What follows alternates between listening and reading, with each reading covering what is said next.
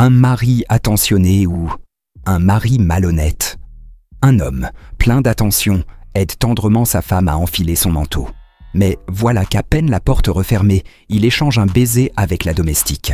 Sa femme, Lisa, complètement dans l'ignorance, quitte la maison en vantant le bon goût vestimentaire de son mari, Dasha, avant de partir travailler. Dès qu'elle est partie, Dasha et Marie, la domestique, se laissent aller à leur aventure, inconscients qu'une clé est tombée sur le sol, ce qui va leur coûter cher. Lisa, ayant oublié ses clés, revient à la maison à l'improviste. En entendant la porte, Dasha et Mary tentent de cacher leur comportement suspect, mais tout ne passe pas inaperçu. Lisa remarque des détails troublants. Un livre dans les mains de Mary. Elle qui ne lit jamais, pourtant, pressée par son travail, Lisa met de côté ses doutes et se concentre sur la recherche de ses clés. C'est alors qu'elle tombe sur des vêtements inhabituels, ce qui réveille en elle des soupçons. Elle observe discrètement ses deux complices tenter de se justifier maladroitement. Mais Lisa préfère jouer la carte de l'indifférence et quitte la maison, pour mieux revenir à l'improviste. Et là, elle découvre l'inacceptable. Son mari et Mary en pleine trahison. Elle était totalement bouleversée par ce qu'elle venait de voir. Lisa garde son calme et leur annonce une grande nouvelle. Elle est enceinte de 3 mois. La surprise envahit Dasha. Mais ce n'est rien comparé à ce qui suit. Lisa invite alors un jeune homme à entrer. Jack, qui se révèle être son avocat. Avec un enregistrement accablant, Lisa dévoile qu'elle était au courant de leur liaison depuis longtemps. Jack explique calmement les conséquences juridiques de l'infidélité, laissant Dasha et Mary démunis. Le chaos s'installe dans le salon et chacun tente de se défendre à sa manière. Son mari reste bouche bée, tandis que Lisa demande soudainement le divorce. L'avocat, ravi d'entendre cela, ne manque pas d'en rajouter pour amplifier la situation. Face à l'évidence, les deux coupables quittent la maison, laissant Lisa libre, et peut-être prête à donner une chance à Jack, qui lui propose de construire quelque chose de nouveau. Quand une rose mène à l'amour. Dans une réception chic, un riche héritier distribue des roses aux jeunes femmes présentes, mais son attitude change lorsqu'il remarque une participante en fauteuil roulant. Plutôt que de l'ignorer, il lui offre une rose brisée, pensant faire preuve d'humour, ce qui provoque des rires parmi les autres prétendantes. Mais la jeune femme, nommée Sophie, ne se laisse pas démonter et lui tient tête avec aplomb, un geste qui impressionne secrètement l'héritier. L'héritier annonce aux jeunes femmes qu'il organise une soirée et tout le monde est invité. Au moment de partir, l'une d'entre elles bloque discrètement le passage du fauteuil roulant. Et elle se met soudainement à se moquer d'elle. Elle appelle l'héritier en criant fort, lui demandant de dire à la jeune femme de lui céder le passage. Malgré tout, elle continue de se moquer d'elle. L'héritier intervient avec rapidité. Une fois devant elle, il lui fixe sévèrement les yeux. Il prend la rose de l'autre fille et la lui donne. Elle prend la rose en remerciant l'héritier, puis s'éloigne, en percutant le pied de la fille avec son fauteuil roulant. Elle se met en colère. Lors de la soirée, l'héritier se promène avec les roses blanches, taquinant les filles. Il parle en marchant en arrière et il percute le fauteuil roulant de Sophie. Mais l'héritier, touché par le courage et la sincérité de Sophie, plonge pour la sauver. Ce geste marque le début de leur histoire, alors que les intrigantes finissent par récolter les fruits de leurs actes. Une fois dans la piscine, il offre chaleureusement la rose blanche à Sophie. Leurs sentiments deviennent réciproques et il la fait descendre sur son matériel de flottaison. Les choses prennent une tournure intéressante. Les concurrentes, voyant Sophie comme une menace, tentent de l'écarter, allant jusqu'à saboter son matériel de flottaison. La présence de l'autre fille l'énerve et il sort de la piscine. Une fois dehors, la fille lui rejoint. Pendant ce temps, Sophie est en train de se noyer seule dans la piscine. La fille continue de le distraire pour qu'il ne sorte pas, dans le but de neutraliser Sophie. Quelque chose lui revient en tête, et il sort subitement de la pièce pour demander après Sophie. La fille ne dit rien jusqu'à ce qu'il voit la rose blanche planer sur la piscine. Effrayé, il plonge rapidement dans la piscine afin de la sauver. C'est la première fois que son cœur bat à ce rythme pour une personne. Une fois dehors, il voit une fleur rose fixée sur le matériel de flottaison. Il réalise sur place que c'est la fille qui est à l'origine de tout le scénario. L'héritier l'allonge sur le lit pour qu'elle puisse récupérer ses forces. Une fois réveillée, elle n'en croyait pas ses yeux, ne réalisant pas ce qu'elle venait de voir. L'héritier vient de trouver l'amour de sa vie et lui demande en mariage. Un massage qui tourne mal. Mais une fin juste. Sophie, une jeune femme fortunée, décide de tester un massage dans un salon chic. Malheureusement, le propriétaire, mal intentionné, élabore un plan pour profiter de la situation. Mais au moment de débuter, son employé intervient pour lui montrer quelque chose. L'employé est surpris par ce qu'il vient de voir et demande des explications à son patron. Le patron lui fait savoir que cela ne le concerne pas et le met à la porte.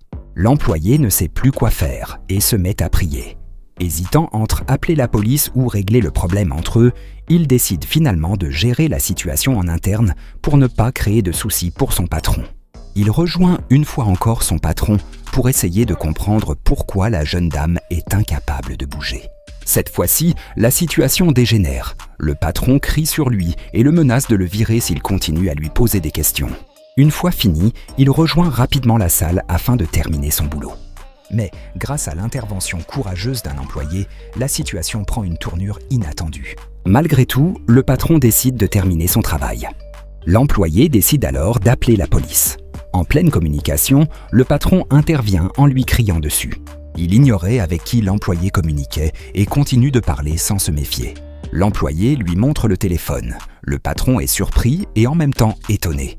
Pris de peur, il se dirige vers la pièce et décide de terminer, malgré tout ce qu'il a commencé. Avec ruse et détermination, le jeune homme parvient à déjouer les plans du propriétaire et à sauver Sophie. Ce dernier, pensant pouvoir agir en toute impunité, finit par être arrêté par la police, tandis que Sophie retrouve sa liberté et peut enfin tourner la page. Une femme se prépare à discuter de ses émotions avec sa meilleure amie, mais elle aperçoit soudainement une bague en diamant sur le lit. Elle réalise immédiatement que son petit ami est à la maison. Rapidement, elle demande à son ami de se cacher sous le lit. Après avoir tout rangé, elle se précipite vers la salle de bain. Là, elle découvre son petit ami en train de disposer des pétales de fleurs. Surprise, elle joue la comédie. Son petit ami, tout sourire, lui tend une robe et lui demande de retourner dans la chambre pour se changer. Rien n'a été suspecté. Elle envoie un message à son ami pour lui dire que tout se passe bien, puis prend la bague, la met à son doigt et, après un moment d'émotion, simule une grande surprise. Afin de ne pas être découverte, elle tire son ami du lit et les deux s'apprêtent à aller dans le salon célébrer. Cependant, le petit ami plonge soudainement la main sous le lit. Heureusement, il ne s'agit que pour prendre une bouteille de champagne. Mais à peine la femme a-t-elle le temps de souffler qu'il sort aussi une caméra vidéo, enregistrant chaque instant. Lorsqu'elle réalise qu'il a tout filmé, elle est complètement paniquée. Elle prend la caméra, prétextant qu'ils la visionneront le jour du mariage. Le petit ami, perdu dans ses pensées, accepte sans hésiter. Pour couvrir ses traces, la femme appelle son ami et elle décide de refaire la vidéo chez elle. Mais en comparant les deux vidéos, elle remarque qu'un objet décoratif a disparu du meuble de chevet. Affolée, elle téléphone immédiatement à son petit ami et apprend que l'objet a été accidentellement cassé. Elle court alors acheter une réplique exacte dans un magasin, mais le vendeur, ne voulant pas vendre le dernier exemplaire, refuse. En désespoir de cause, elle paie une grosse somme pour le louer pendant une journée. Le vendeur, inquiet, la suit discrètement. Alors que les deux femmes sont en pleine préparation pour échanger la vidéo, elles ignorent que le vendeur a déjà enregistré la scène en cachette. Le jour du mariage, il diffuse la vidéo et tout est révélé. L'affaire éclate et la femme quitte précipitamment la scène, complètement embarrassée. Une femme était en pleine dispute avec un homme chez elle, mais soudain, son mari est rentré à l'improviste. Affolée, elle a attrapé un collant et l'a enfilé sur la tête de l'homme pour le déguiser en braqueur. Ensuite, elle a pris une télécommande et l'a cachée sous un vêtement. Le faux braqueur s'est alors mis à crier « Ne bougez pas !» Le mari, paniqué, a demandé ce qui se passait, mais le braqueur lui a ordonné de se coucher au sol. La femme a ensuite attaché les mains de son mari, puis a proposé de l'enfermer dans la salle de bain. Le braqueur a hésité, mais a fini par accepter. Une fois son mari enfermé, la femme a dévoilé son plan. Elle voulait tout voler avec l'aide du faux braqueur. Ensemble, ils ont fouillé la maison et trouvé un coffre-fort sous le lit. Mais problème, impossible de l'ouvrir. Après plusieurs essais, la femme s'est souvenue que son mari était très prévisible et a entré sa date de naissance comme code. Bingo! Mais au moment où ils ouvraient le coffre, une encre de sécurité a éclaté, couvrant tout de peinture. Le braqueur, paniqué, est parti se laver, oubliant que le mari était enfermé dans la salle de bain. Le mari en a profité pour assommer le braqueur. La femme, découvrant la scène, n'en croyait pas ses yeux. Son mari a ensuite décidé d'appeler la police, mais elle l'a convaincu d'y aller à pied, la station étant tout près. Dès qu'il est parti, la femme a réveillé le braqueur et lui a donné l'argent. Mais à peine avait-il commencé à se réjouir qu'une alarme retentit dehors. Pris de panique, ils se sont renvoyés le sac d'argent comme une patate chaude. Soudain, le mari est revenu, avec une enceinte diffusant le bruit de l'alarme. Il les avait espionnés tout ce temps. Il leur a donné 5 minutes pour partir, laissant la femme complètement ruinée. Après avoir perdu tout ce qu'elle espérait obtenir, la femme n'a pas dit son dernier mot. Dans un geste désespéré, elle a collé du ruban adhésif double face sur son pantalon, espérant subtiliser le téléphone de son mari en s'asseyant discrètement dessus. Une fois le téléphone récupéré, elle s'est réjouie, mais sa joie a été de courte durée. Un inconnu est arrivé, a discrètement récupéré le téléphone et l'a caché dans un livre. L'homme qui avait pris le téléphone a ensuite reposé le livre sur une étagère. La femme, pensant avoir tout compris, a attrapé le mauvais livre et l'a montré fièrement à son complice. Ce dernier, en voyant qu'il s'était trompé, a proposé de chercher le bon livre, mais une vieille dame les observait de loin. À ce moment-là, la femme et son complice ont décidé de jouer un rôle pour distraire la vieille dame et récupérer le téléphone. La femme a fait tomber un pot de fleurs pour attirer l'attention de la vieille dame. Mais alors qu'elle s'apprêtait à échanger les livres, la vieille dame lui a attrapé la main avec une force inattendue. Son complice a alors voulu intervenir, mais la vieille dame, imperturbable, a sorti un outil d'égalité impressionnant qui s'est révélé être un simple briquet. La vieille dame leur a fait croire qu'elle voulait 200 $ en échange du livre. Obligée de payer, la femme et son complice ont récupéré le livre, mais lorsqu'ils l'ont ouvert, le téléphone avait disparu. La vieille dame les avait devancés depuis le début et les avait manipulés comme des marionnettes. Comble de la situation, un policier est intervenu, qui n'était autre que le petit-fils de la vieille dame. Les 2 voleurs, démasqués, ont été arrêtés pour tentative de vol. Dans une autre scène hilarante, un homme maladroit a eu un accident improbable. Il est tombé et s'est assis sur une valve d'air comprimé. Résultat, son corps s'est gonflé à tel point qu'il a fallu l'intervention d'une équipe médicale pour le sauver. Après plusieurs tentatives pour libérer l'air, un médecin a enfin réussi à le soulager et l'homme a retrouvé son état normal. Dans une dernière aventure, un ouvrier a tenté de voler un riche propriétaire en sabotant ses pneus avec un clou. Profitant de l'incident, il a dirigé le propriétaire vers un garage complice, où il a rempli les pneus de fausses monnaies avant de les réinstaller sur la voiture. Mais au moment de voler l'argent du coffre du propriétaire, l'alarme s'est déclenchée. Pire encore, le propriétaire, qui avait tout prévu, a révélé qu'il avait monté cette scène pour tester la morale de l'ouvrier. Ce dernier, touché par la situation du propriétaire et de sa fille malade, a finalement décidé de rendre l'argent et a été pardonné. Imaginez une femme qui se rend tranquillement à un contrôle médical de routine pendant sa grossesse. Tout semble normal, mais elle ne se doute pas une seconde de ce qui l'attend. Pendant l'examen, elle remarque que le médecin retire ses gants, mais ne s'en méfie pas tout de suite. Cependant, quelque chose dans son comportement la met mal à l'aise.